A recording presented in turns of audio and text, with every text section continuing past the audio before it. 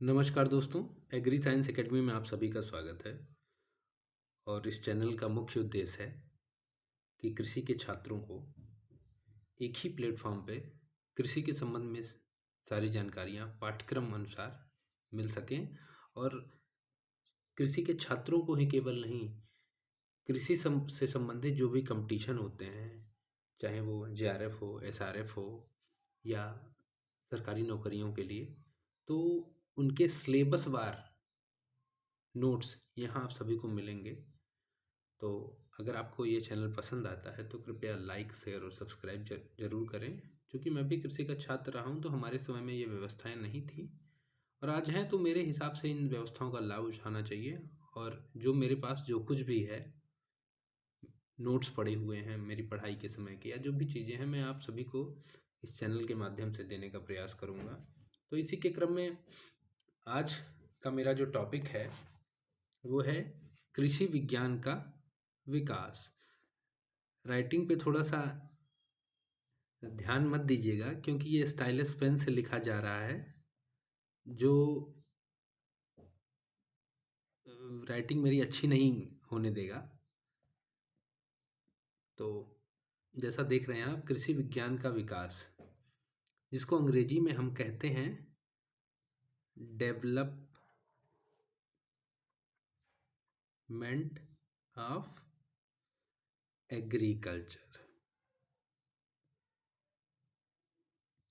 यानी कि इस टॉपिक में हम सभी पढ़ेंगे कि कृषि विज्ञान का विकास कैसे हुआ।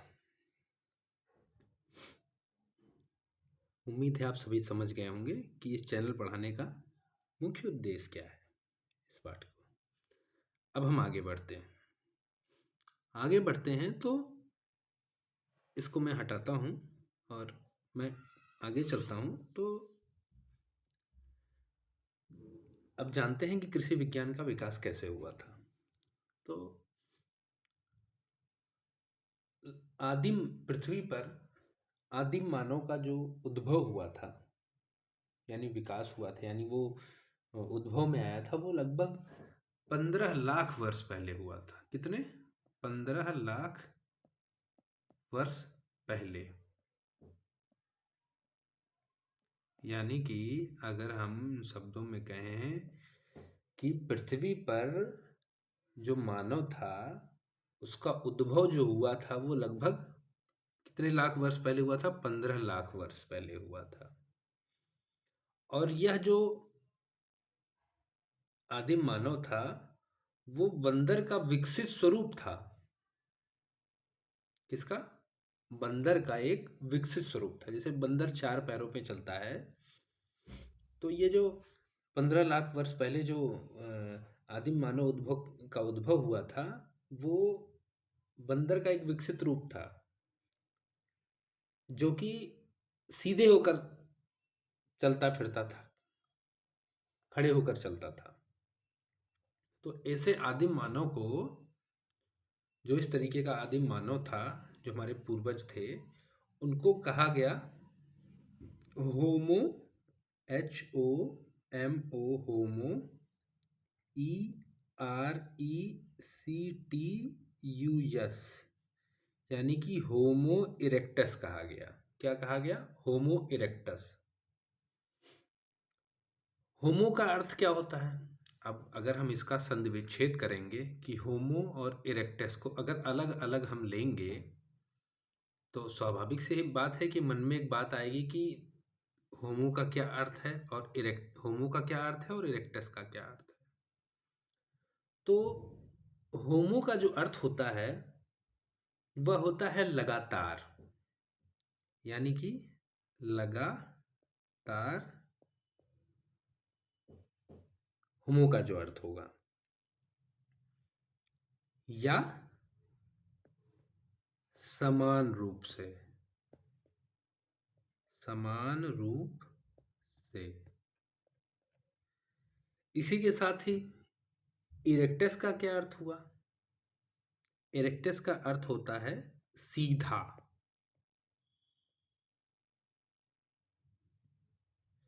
तो होमो और इरेक्टस को जोड़कर जो शब्द बना उसको बोला गया होमो इरेक्टस। और अगर हम इनको संधि विच्छेद करते हैं तो ऐसा मानव जो लगातार समान रूप से सीधा खड़ा होकर चल सके उसको कहा गया होमो इरेक्टस। बात सभी के समझ में आ गई होगी। इन्हीं महोदय को, जिनको हम होमो इरेक्टस की संज्ञा दे रहे हैं, उन्हीं को एक नाम और दिया गया। और वो नाम क्या था? होमो इरेक्टस को एक नाम और दिया गया। और वो नाम क्या था? वो नाम था जावा मानव। जावा मानव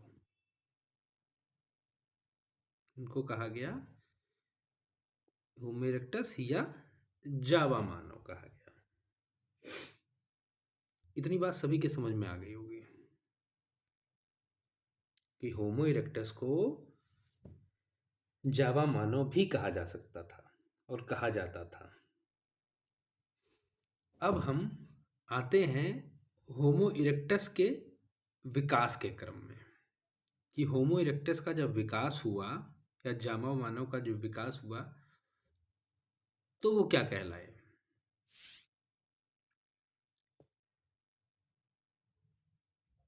तो जब होमो इरेक्टस का या जावा मानव का विकास हुआ, होमो इरेक्टस या जावा जावा तो इनका जब विकास हुआ तो इनको कहा गया क्रोमैग्नन। CROMAGNAN। क्या कहा गया? क्रोमैग्नन। यानी होमो इरेक्टस का जो विकसित रूप था वो क्या कहलाया? क्रोमैग्नन। अब जब क्रोमैग्नन, भाई सीधी सी बात है कि समय बीतेगा तो आदमी थोड़ा कुछ विकास करेगा। तो जब आदमी ने विकास किया तो क्रोमैग्नन का जब विकास हुआ तो क्रोमैग्नन के विकास से कौन बना? आधुनिक मानव। क्या कहा गया इनको? आधुनिक मानव। इनको कहा गया आधुनिक मानव। इतनी बात यहां तक सभी को समझ में आ गई होगी। अब आगे बढ़ते हैं।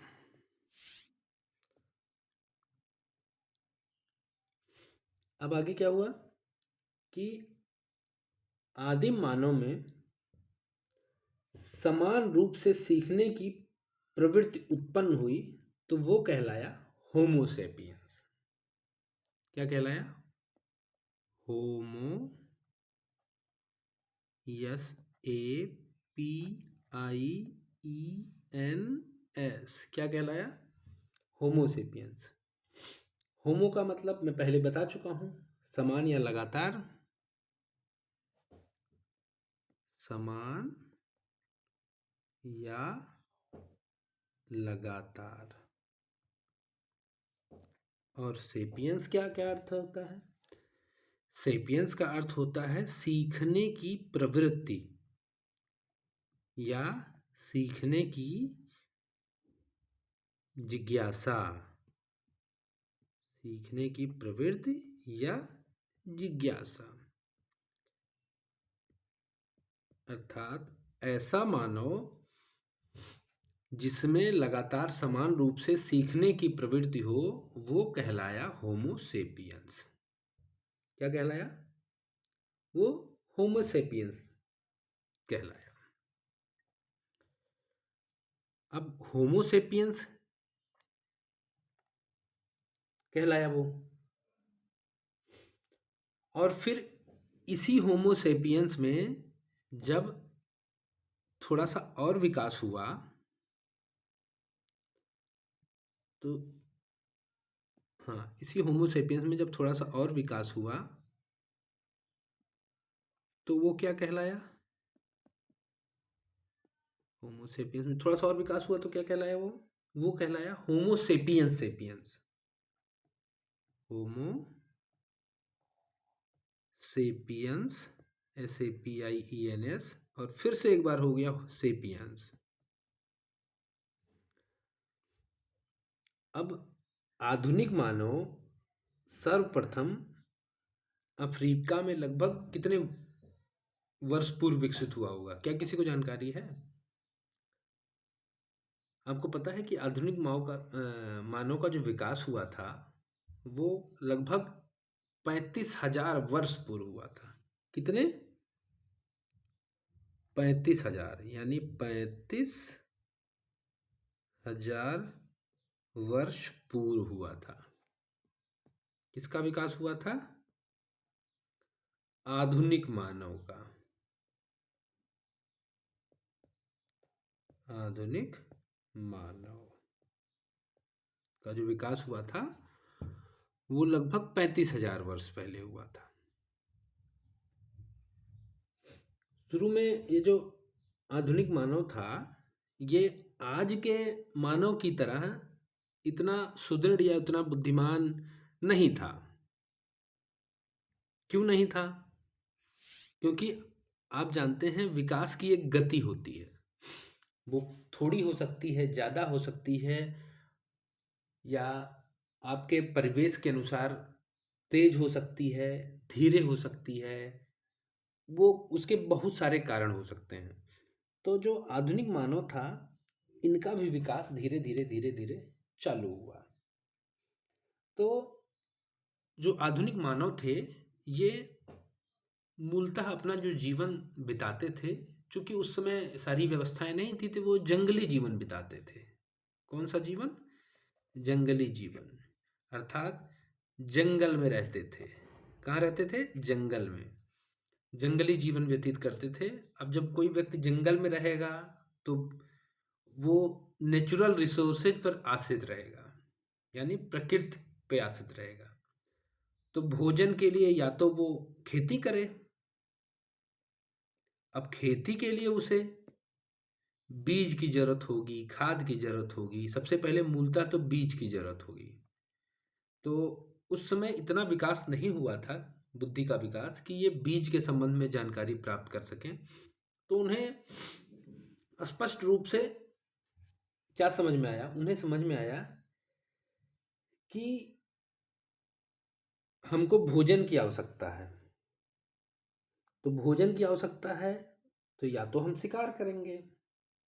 अब शिकार हम करेंगे तो एक शिकार का सपोज कीजिए कि 100 लोग हैं और 4 गायें या 4 भेड़े, सॉरी गाय कह रहा हूँ, 4 भेड़े या 4 बकरियां या बकरे मार दिए। वो एक दिन में काम चल गया, लेकिन कल का क्या? तो इसीलिए इसी विकास के क्रम में 8700 से 7700 7700 ईसा पूर्व में इन लोगों ने, जो आधुनिक मानव थे, इन लोगों ने क्या पालना चालू किया? भेड़ और बकरी। भेड़ और बकरी का पालन चालू किया इन्होंने। किस लिए? ये अपने जीवन को सुचारू रूप से चलाने के लिए। अपने भेड़ से क्या ऊन मिल जाए या वस्त्र मिल जाए, बकरी से दूध मिल जाए या उसका मांस खा लिया जाए, या भेड़ का मांस खा लिया जाए। तो अपने जीवन का निर्वाह करने के लिए इन्होंने 8700 से 7700 ईस्वी में, पूर्व ईसा पूर्व में, इन लोगों ने क्या किया? भेड़ और बकरी पालना चालू किया। लेकिन लेकिन अब हम अगर इसी के आगे बढ़ेंगे तो क्या समझ में आएगा? समझ में आएगा कि ये इनका जो इन्होंने पालना प्रारंभ किया था, ये पहली बार इन्होंने भेड़ को नहीं पाला था।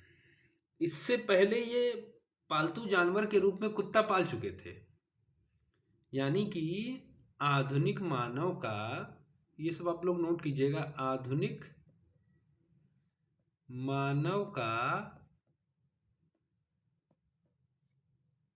पहला पालतू जानवर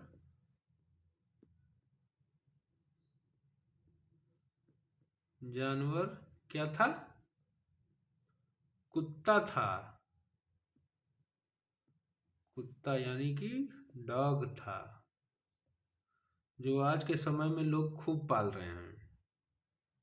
जबकि स्ट्रे डॉग्स की तरफ, स्ट्रे यानी कि जो रोडों पे टहल रहे हैं, उनकी तरफ ध्यान नहीं है। लोग नई नई नस्लों के, नई नई ब्रीड्स के कुत्ते ले आ रहे हैं। खैर, वो उनका व्यक्तिगत मामला है, तो इसमें मैं इन चीज़ों को शामिल नहीं करूँगा। बस एक बात थी तो मैं कह दिया। तो आधुनिक मानव का जो पहला पालतू जानवर था, आधुनिक मानव ने जो पहले पालतू जानवर जिसको बनाया था, वो क्या था? वो कुत्ता था। आगे बढ़ते हैं हम। और इस कुत्ते का जो उपयोग किया जाता था, वो क्यों किया जाता था? अब आएगा कि भाई कुत्ता ना हमको भोजन दे रहा है, ना हमारे किसी काम का है, तो हमने कुत्ता पाला क्यों? तो कुत्ता पालने का मुख्य उद्देश्य जो था, वो ये था कि जो कुत्ता है, वो उस समय इन लोगों के शिकार में मदद करता था। किसमें? शिकार में। कुत्ते से इन लोगों को शिकार में मदद मिलती थी, कुत्ते से। इसी वजह से इन लोगों ने सबसे पहले कुत्ता पालना चालू किया। अब इससे दो चीजें स्पष्ट होती हैं। पहली चीज क्या, कि जब बात ये आती है कि इन्होंने सबसे पहले पालतू जानवर के रूप में कुत्ता पाला, तो सबसे पहले ये खेती नहीं किए। इन्होंने सबसे पहले अपने भोजन और जीवन का निर्वहन के लिए इन्होंने सबसे पहले शिकार ही किया होगा। क्या किया होगा? शिकार ही किया होगा। तो यहाँ हमारे दो प्रश्न क्लियर हो जाते हैं कि पहला जानवर पालतू कुत्ता, और भोजन निर्वाह के लिए इनके द्वारा सबसे पहले खेती नहीं शिकार किया जाता रहा होगा। अब शिकार तो लगातार चलेगा नहीं, क्योंकि संख्या बढ़ रही है आधुनिक मानवों की। तो आधुनिक मानवों की संख्या बढ़ रही है, और जानवर कोई आपके हाथ में तो है नहीं कि आप उसको पालेंगे, भोजन करेंगे, फिर पालेंगे, फिर भोजन करेंगे। भाई, पालने में एक वक्त लगता है ना, एक समय लगेगा। किसी जानवर का या किसी आदमी का जो विकास होता है, वो एक समय लेता है। जैसे माँ के पेट में गर्भ में बच्चा पलता है तो 9 महीने लेता है, वयस्क होने के लिए 20 वर्ष लगते हैं। तो उसी तरीके से जानवर को ऐसा तो था नहीं कि मशीन में डाला और जानवर तैयार हो गया, भोजन की व्यवस्था हो गई। तो इन्होंने विकल्प के रूप में, इनको भी लगा होगा उस वक्त कि ये हमारे लिए पूरा नहीं पड़ रहा है। तो विकास के दौरान में इनके द्वारा कुछ न कुछ ऐसा खोज जरूर किया गया होगा। तो इतिहास के हिसाब से लगभग सन 7500 ईसा पूर्व, कितने? 7500 ईसा पूर्व के आसपास। अब एग्जैक्ट डेट तो किसी को नहीं पता है, क्योंकि उस वक्त के सारे आदमी निपट गए हैं। तो 7500 ईसा पूर्व के आसपास मानवों ने फसल उगाना चालू किया। क्या उगाना चालू किया? फसल उगाना। यानी कि अगर पूछा जाए आपसे कि किस ईसवी पूर्व के आसपास आधुनिक मानवों ने फसल उगाना चालू किया, तो आप क्या कहेंगे? 7500 ईसा पूर्व के आसपास आधुनिक मानवों ने फसल उगाना चालू किया। और तभी से ही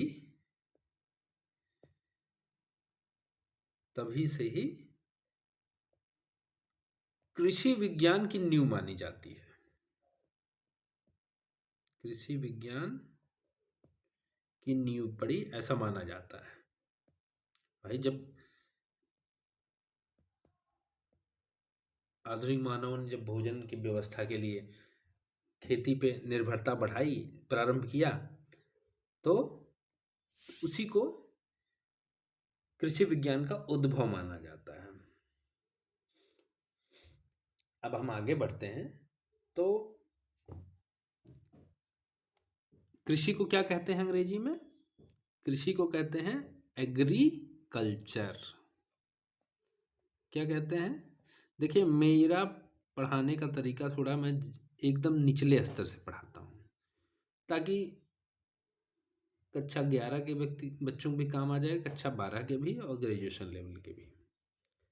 तो क्या कहते हैं कृषि को अंग्रेजी में? Agri, AGRICULTURE, agriculture. और एग्रीकल्चर जो शब्द है ये इंडियन भाषा का शब्द नहीं है।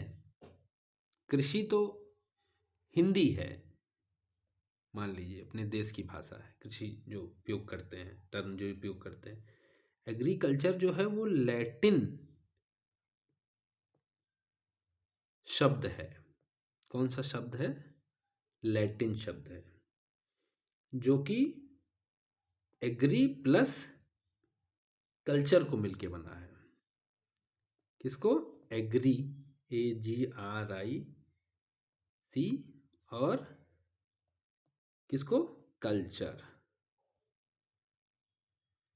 तो एग्री का अर्थ क्या होता है? एग्री का अर्थ होगा सॉयल।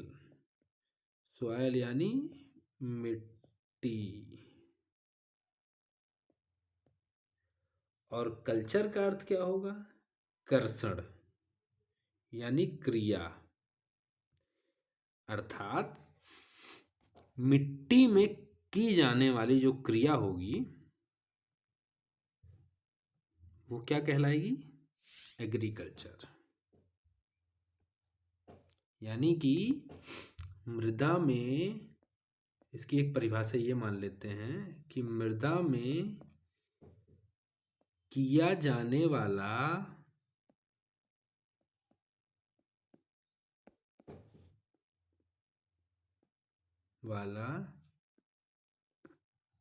कर्षण या कार्य क्या कहलाएगा? एग्रीकल्चर। एग्रीकल्चर या कृषि। इतना सभी को क्लियर हो गया होगा। अब इसको अगर हम अंग्रेजी में कहें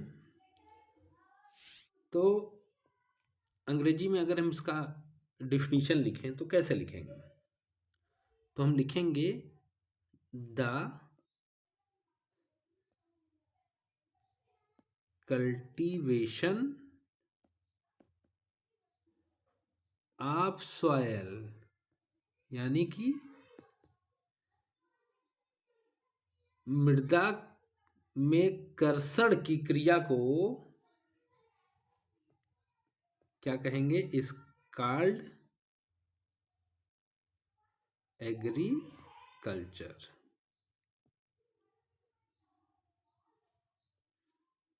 ठीक, यहां तक सभी को क्लियर हो गया होगा।